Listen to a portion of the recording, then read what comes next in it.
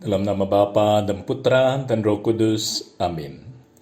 Ya Tuhanku, ya Allahku, aku sungguh percaya bahwa Engkau hadir di sini, bahwa Engkau melihatku, bahwa Engkau mendengarkan aku.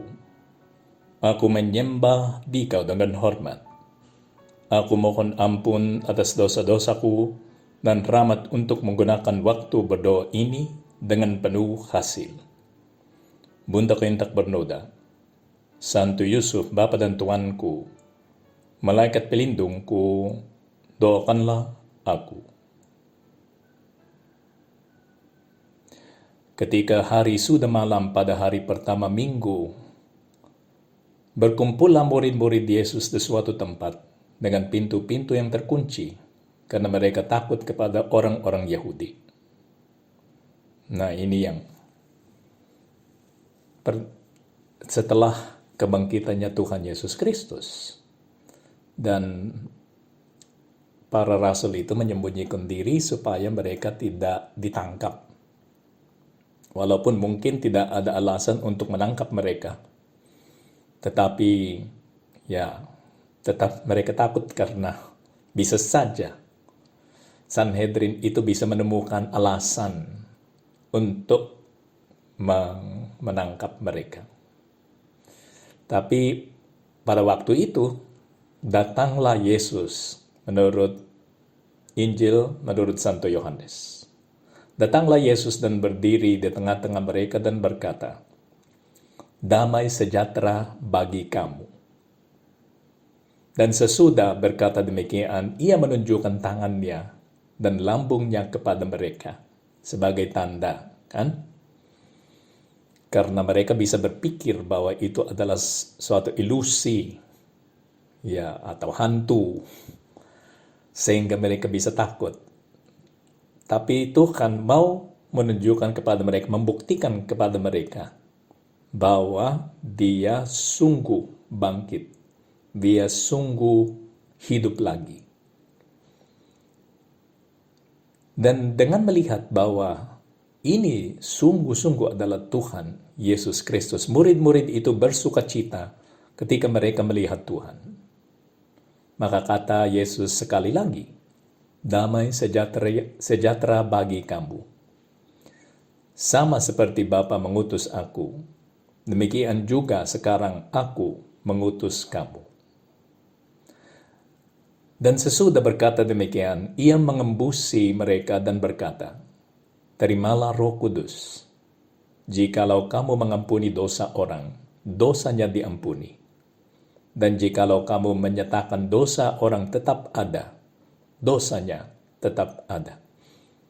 Pada kesempatan ini, Yesus memberikan kepada murid-muridnya kekuasaan untuk mengampuni dosa. Ya, pernah dikatakan oleh orang-orang Yahudi, hanya Tuhanlah yang bisa mengampuni dosa. Dan katanya Tuhan Yesus Kristus menunjukkan kepada mereka bahwa Dia sendiri bisa mengampuni dosa karena Dia adalah Tuhan. Dan Dia menyembuhkan orang itu yang berbaring, yang tidak bisa berjalan. Dan dengan mukjizat itu Dia membuktikan kepada mereka bahwa Dia adalah Tuhan sendiri. Tapi pada waktu itu mereka tidak mengerti bahwa itulah yang mau ditunjukkan oleh Tuhan kepada mereka.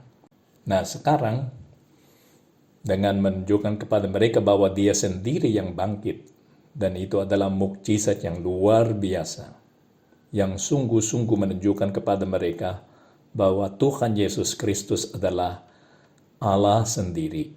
Oke? Karena yang lain itu, yang dibangkitkan oleh Tuhan Yesus Kristus adalah orang yang dibangkitkan oleh Dia. Yang mempunyai kekuasaan untuk membangkitkan orang yang sudah mati adalah Tuhan Yesus Kristus. Nah, yang lebih luar biasa lagi adalah Dia tanpa bantuan orang lain, walaupun memang Dia dibantu oleh Allah Bapa, tapi Allah Bapa dan Dia adalah satu, yang Allah yang satu itu. Maka tanpa bantuannya orang lain, tanpa bantuan dari nabi di luar, Tuhan bangkit lagi. Nah, ini memang mukjizat yang sangat luar biasa. Dan itu menjadi tanda bahwa dia adalah Tuhan Allah. Demikian ketika dia mengatakan bahwa dia memberikan kekuasaan kepada mereka untuk mengampuni dosa atau menyatakan dosa orang tetap ada. Ya, sungguh-sungguh ada kekuasaan yang diberikan kepada mereka. Kekuasaan itu telah diberikan kepada mereka. Ini adalah sakramen pengakuan dosa yang ditetapkan oleh Tuhan Yesus Kristus pada waktu itu. Wah, kebangkitannya Tuhan adalah kejadian yang luar biasa. Masalahnya adalah kita tidak, ya karena kita sudah sangat terbiasa dengan melihat atau merayakan kebangkitannya Tuhan Yesus Kristus tiap tahun. Menjadi biasa bagi kita juga, hampir tidak menggerakkan hati kita kan. Kita sudah tidak kagum bahwa Tuhan Yesus Kristus itu sendiri bangkit dari antara orang mati. Tapi tolong ya, saudara-saudariku yang terkasih, tolong merenungkannya lagi, sehingga kita bisa melihat kembali kebesarannya mukjizat ini. Kita harus heran lagi atas kejadian ini. Karena buktinya ini sangat kuat. Tetapi Thomas, katanya Santo Yohanes di dalam Injilnya, ada salah seorang antara para rasul itu yang tidak ada, yaitu Thomas. Tetapi Thomas, seorang dari ke-12 murid itu yang disebut Didimus, namanya lain itu adalah Didimus, tidak ada bersama-sama mereka ketika Yesus datang ke situ. Maka kata murid-murid yang lain itu kepadanya, "Kami telah melihat Tuhan."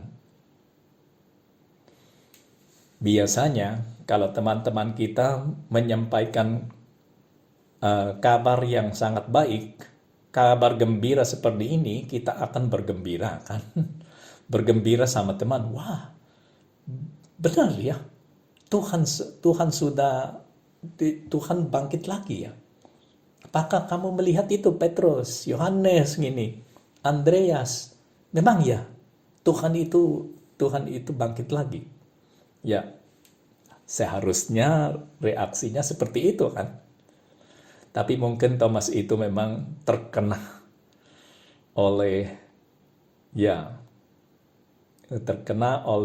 atau mengalami kesedihan yang sangat dalam. Karena kita tidak bisa meragukan cintanya kepada Tuhan Yesus Kristus kan.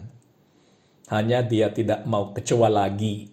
Oke, sudah kecewa dengan kematiannya Tuhan Yesus Kristus. Nah, dia takut bahwa kalau dia percaya kepada perkataan murid-murid ini, walaupun mereka adalah teman baik, saudara, di dalam kelompok ini yang intim dengan Tuhan Yesus Kristus, bisa saja dia kecewa lagi, dan menjadi kecewa itu 2 kali, itu sangat susah. Oleh karena itu katanya kepada mereka, setelah mereka menyampaikan kepada dia, "Kami telah melihat Tuhan." Tetapi Thomas berkata kepada mereka, "Sebelum aku melihat bekas paku pada tangannya, dan sebelum aku mencucukkan jariku ke dalam bekas paku itu, dan mencucukkan tanganku ke dalam lambungnya, sekali-kali aku tidak akan percaya." Sorry, katanya Thomas. Bagaimana saya bisa menerima ini seperti sesuatu yang baik? Mungkin teman-teman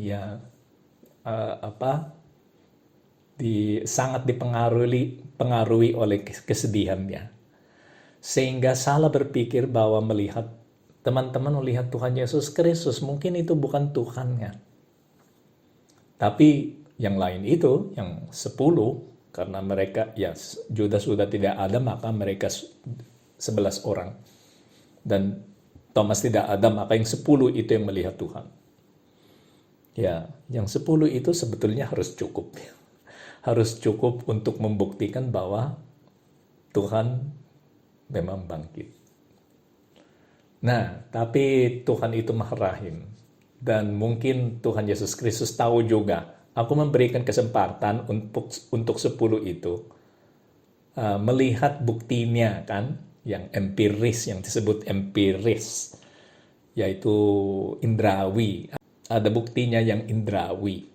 Nah, kalau yang 10 itu menerima bukti yang indrawi, karena justru mereka akan menjadi saksi terdekatnya Tuhan atas kebangkitannya. Kenapa tidak akan diberikan kepada Thomas? Kan? Karena dia terhitung antara orang-orang ini, yaitu rasulnya Tuhan Yesus Kristus. Demikian, minggu berikutnya, Tuhan menunjukkan diri kepada Thomas. 8 hari kemudian, katanya Santo Yohanes di dalam Injilnya, murid-murid Yesus berada kembali dalam rumah itu. Dan Thomas bersama-sama dengan mereka. Untuk kesempatan ini kan, Thomas ada. Sementara pintu-pintu terkunci, Yesus datang dan ia berdiri di tengah-tengah mereka dan berkata, damai sejahtera bagi kamu. Seperti yang dulu, damai sejahtera bagi kamu. Dia langsung kepada Thomas karena yang lain itu sudah menerima buktinya. Dan dia mengatakan kepada Thomas, taruhlah jarimu di sini dan lihatlah tanganku. Ulurkanlah tanganmu dan cucukkan ke dalam lambungku. Dan jangan engkau tidak percaya lagi, melainkan percayalah. Ya, bagaimana lagi? Thomas seharusnya menerima ini kan. Dia bergembira, sekarang bergembira bersama rasul-rasul lain. Dan dia menyebut ini yang kita sering menyebut waktu konsekrasi. Ya Tuhanku, ya Allahku. Kata Yesus kepadanya, karena engkau telah melihat aku, maka engkau percaya. Berbahagialah mereka yang tidak melihat, namun percaya. Oke, Tuhan tidak menegur Thomas. Sebetulnya dia tidak marah kepada Thomas. Karena menurut saya dia punya hak antara tanda kutip untuk menerima bukti itu. Karena dia akan menjadi saksi. Dan semua rasul itu, kecuali Santo Yohanes, akan menjadi seorang martir. Mereka akan dibunuh karena mereka menceritakan ini menceritakan kepada semua orang bahwa Tuhan Yesus Kristus itu telah bangkit. Dan yang lain itu tidak mau menerima kabar gembira ini dan mereka mengancam para rasul ini. Tapi mereka tetap tidak mengubah perkataannya. Tidak mengubah kepercayaannya karena memang mereka melihat Tuhan Yesus Kristus. Adil aja . Menurut saya itu adalah sesuatu yang adil bahwa Thomas rasul menerima bukti yang sama diterima oleh rasul-rasul lain. Karena dia akan menjadi seorang martir. Tapi mungkin Tuhan Yesus Kristus berbicara seperti ini. Karena engkau telah melihat aku, maka engkau percaya. Berbahagialah mereka yang tidak melihat, namun percaya. Itu bagi kita. Kan? Kita yang tidak akan dibunuh karena kabar baik ini, melainkan kita yang harus percaya walaupun kita tidak melihat Tuhan Yesus Kristus langsung. Yang akan percaya kepada saksinya para rasul ini. Tuhan bantulah kami untuk melihat konsekuensi ini, akibat ini dari kebangkitanmu.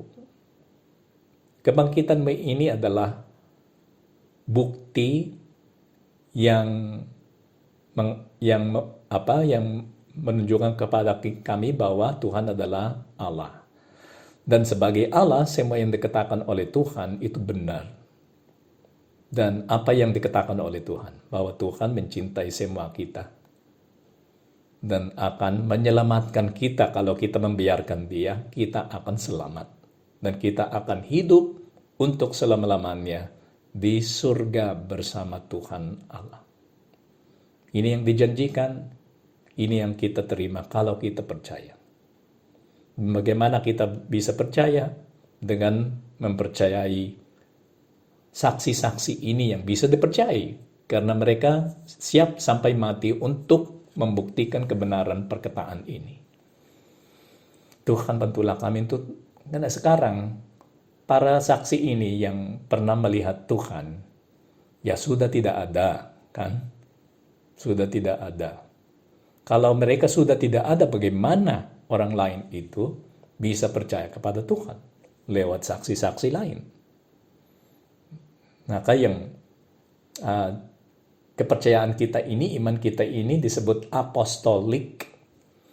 Dan apostolik itu maksudnya bahwa iman kita ini kita terima dari para rasul. Sehingga kita tahu bahwa ini benar karena kita menerima kabar dari para rasul dan dari semua orang yang pernah mendengar ini dari para rasul dan sampai sekarang, kan. Maka diberikan kepada generasi-generasi yang berikut, diceritakan kepada generasi-generasi yang berikut, ditulis di dalam Injil supaya kita bisa percaya. Dan kami percaya Tuhan. Dengan bukti ini, dengan saksi-saksi seperti ini, siapakah yang tidak akan percaya? Kan? Ya, orang yang tidak bisa menjadi baik, orang yang tidak mau diselamatkan, orang yang tidak percaya kepada surga, orang yang tidak suka surga, ya, sudah puas dengan dirinya sendiri, oke. Tapi kita yang rindu atas Tuhan, yang di dalam hati kami tahu bahwa Tuhan itu eksis, dan Tuhan itu memang mencintai kita. Dan ketika kita menerima kabar dari Tuhan Yesus Kristus, kita bergembira atas kabar yang diberikan kepada kita oleh Tuhan Yesus Kristus. Injil ini yang kita terima dari Tuhan Yesus Kristus. Kitalah yang percaya kepada saksi-saksinya. Dan akibatnya penerimaan kesaksian itu dari para rasul adalah kita harus menjadi saksi juga. Sebagai orang yang menerima rahmat ini yang besar dari Tuhan Yesus Kristus, kita sekarang bertanggung jawab, diberikan tugas untuk menyampaikannya kepada orang lain. Ini artinya masa Paskah ini. Kita menerima kesaksian dari para rasul dan dari orang-orang ini yang pernah percaya kepada Tuhan Yesus Kristus, dan kita sendiri menjadi saksinya Tuhan Yesus Kristus, saksi kebangkitannya Tuhan Yesus Kristus. Kita harus tanya, apakah kita memang percaya? Atau kita ya hanya mengikuti tradisi tanpa mengertinya, tanpa melihat konsekuensinya, ya apa yang diminta dari kita setelah kita menerima kabar baik ini. Ya, apakah kita kurang sadar atas kepentingannya atau apa yang kedalamannya kabar ini yang kita terima, yang realitas ini yang kita terima. Ya Tuhan, kami tahu sekarang di dalam renungan ini, sekarang ketika kami merenungkan realitas ini, kami melihat bahwa memang tanggung jawab kami ini sangat besar. Sehingga kami harus bisa meyakinkan orang lain bahwa ini adalah benar. Mukjizat yang sangat besar. Mukjizat yang ada bukti empirisnya yang diberikan memang kepada para rasul, tapi cukuplah itu untuk meyakinkan kita. Katanya Santo Jose Maria Escrivá, ya cukuplah semua mukjizat yang ada di dalam Injil kan untuk meyakinkan kita. Nah, kalau Tuhan memberikan mukjizat lain, oke, terima kasih Tuhan. Kita harus bersyukur kepada Tuhan atas mukjizat-mukjizat itu. Tapi walaupun tidak ada mukjizat lain, kita sudah percaya. Dan kenapa kita percaya kepada ini? Memang karena tanda-tandanya itu meyakinkan. Sampai sekarang ada beberapa mukjizat yang seperti itu kan, yang tidak bisa dijelaskan oleh sains. Oke? Oleh karena itu, orang-orang yang tidak mau percaya, coba mencari alasan lain. Oke, misalnya tidak percaya kepada kebangkitannya Tuhan Yesus Kristus. Pernah ada orang-orang yang menolak ini. Dan dengan menolaknya mereka harus menemukan penjelasan lain atas cerita ini bahwa Tuhan Yesus Kristus itu bangkit. Dan penjelasan-penjelasan mereka karena asumsinya adalah ini tidak bisa terjadi. Oke? Kalau asumsimu seperti itu, kalau premis pertamamu itu seperti itu, ya Tuhan tak pernah akan bangkit karena ditolak terus oleh pikiran kita sendiri yang tidak mau percaya. Nah, mencari penjelasan lain ada beberapa yang mengatakan, oh sebetulnya Yesus itu tidak mati. Dia dikuburkan, tapi dia masih hidup. Hanya karena dingin di dalam kuburannya itu, dia bangun dan keluar. Masa dia bisa melaksanakan itu kan? Karena 3 hari di dalam kuburan, wah, apakah ada orang yang bisa tahan 3 hari di dalam kubur? Dan juga semua orang itu melihat bagaimana dia ditikam kan, sehingga ya darah itu keluar dari lambungnya ini, dan darah itu keluar dari sisinya itu. Benar, tidak mungkin dia bangkit, tidak mati kan. Semua yang melihat itu yakin bahwa Tuhan itu memang mati. Dan yakin juga bahwa dia bangkit lagi karena mereka melihat dia. Dan ada beberapa lagi yang tetap menolak. Premisnya pertamanya itu, ini tidak mungkin katanya. Kebangkitan itu tidak mungkin. Maka karena tidak mungkin yang mungkin adalah, yang bisa menjelaskan ini adalah ya halusinasi kolektif ya antara orang-orang ini. 500 orang yang melihat Tuhan. Ada halusinasi kolektif. Katanya orang-orang psikolog, ini tidak mungkin. 500 orang bersama halusinasi ya. Dengan tidak minum obat apapun ya. Tiba-tiba mereka bersama berhalusinasi atas halusinasi yang sama. Isi halusinasinya itu sama. Dan maksudnya mereka bisa menceritakan itu kepada orang dan ceritanya itu sama semuanya. Bagaimana itu bisa terjadi? Maka katanya halusinasi tidak mungkin lagi. Dan yang orang-orang martir, karena namanya martir itu maksudnya saksi. Kan? Martir itu bukan, maksudnya akar katanya bukan kematian, melainkan martir maksudnya adalah saksi. Saksi-saksi itu, kesaksiannya itu kuat, didukung oleh kesediaan mereka untuk menyerahkan nyawanya sendiri, hanya untuk membuktikan kebenaran ini. Membuktikan kepada orang bahwa ini benar, saya siap sampai mati hanya untuk membuktikan kebenaran ini. Ini seperti dikatakan oleh para martir itu dengan tindakannya, menjadi bukti keberadaan perkataan ini. Realitas kebangkitannya Tuhan Yesus Kristus. Ini sampai seperti empirical proof kan. Bukti empiris atas apa yang terjadi. Sampai sekarang ada beberapa mukjizat yang tidak bisa dijelaskan oleh sains, tapi ada bukti empirisnya yang indrawi. Misalnya yang terjadi di Fatima. 70.000 orang melihat itu. Dan 70.000 orang itu bukan bukan semuanya orang beriman. Ya, kalau yang para rasul itu yang 500 orang itu yang disebut berhalusinasi bersama, semuanya itu orang beriman. Tapi yang 70.000 orang yang melihat bagaimana matahari itu jatuh di Fatima, banyak antara mereka adalah orang ateis yang tidak percaya kepada Tuhan. Tapi mereka tidak bisa menyangkal realitasnya. Memang mereka melihat matahari itu jatuh. Dan juga karena mereka berada di sana, karena katanya 3 anak kecil itu bahwa akan ada mukjizat pada hari itu. Dan mukjizatnya terjadi yang tidak bisa dijelaskan oleh sains dan saksinya banyak. Apalagi gambarnya Bunda Maria di Guadalupe.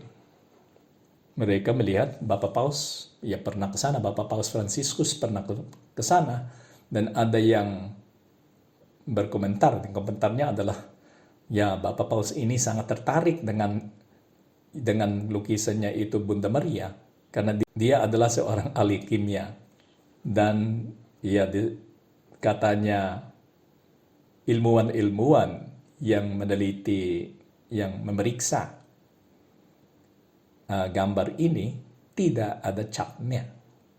Mereka tidak tahu bagaimana gambar itu dibuat karena tidak ada catnya. Ya, warnanya itu dari mana? Mereka berpikir itu seperti sesuatu yang mukjizat yang besar juga dengan bukti empirisnya. Kalau mukjizat tetap ada, kenapa yang paling besar itu yang menjadi dasar semua mukjizat lain ini tidak benar? Dan kita sebagai orang Katolik harus menjadi saksi. Dan dalam kehidupan kita sendiri, perilaku kita itu harus menunjukkan kepada orang bahwa Tuhan memang bangkit. Kalau perilaku ini, kita ini seperti orang yang tidak percaya, orang yang tidak dipengaruhi oleh realitas kebangkitannya Tuhan Yesus Kristus, bagaimana kita bisa menjadi saksi Tuhan Yesus Kristus? Bagaimana kita bisa meneruskan kesaksian ini tentang kebangkitannya Tuhan Yesus Kristus? Marilah kita tetap hidup sesuai dengan realitas ini, sesuai dengan ajaran-ajarannya Tuhan Yesus Kristus, supaya sampai selama-lamanya, sampai akhir zaman, selalu ada saksi kebangkitannya Tuhan Yesus Kristus. Marilah kita pergi kepada Bunda Maria. Bunda Maria lah, menurut tradisi di gereja, saksi pertama sebetulnya. Walaupun Maria Magdalena yang ada di kubur. Tapi rasanya, sebelum Maria Magdalena itu sampai ke kubur, Tuhan Yesus Kristus sudah menunjukkan diri, menampakkan diri kepada Bunda Maria. Karena dia adalah ibunya. Bantulah kami Bunda supaya ya realitas kebangkitan Tuhan Yesus Kristus selalu suatu yang otentik, selalu yang sangat real bagi kami. Bukan sesuatu yang diceritakan aja, cerita dari masa lalu. Ya, karena sampai sekarang Tuhan itu hidup. Kalau dia memang bangkit, Tuhan tetap ada. Bantulah kami supaya realitas ini selalu mempengaruhi kehidupan kami ini. Aku bersyukur kepadamu ya Allahku atas segala resolusi yang baik, kasih dan inspirasi yang telah Engkau curahkan kepada aku dalam renungan ini. Aku mohon pertolonganmu untuk melaksanakannya. Bunda Keintak bernoda, Santo Yusuf, Bapa dan Tuanku, Malaikat pelindungku, doakanlah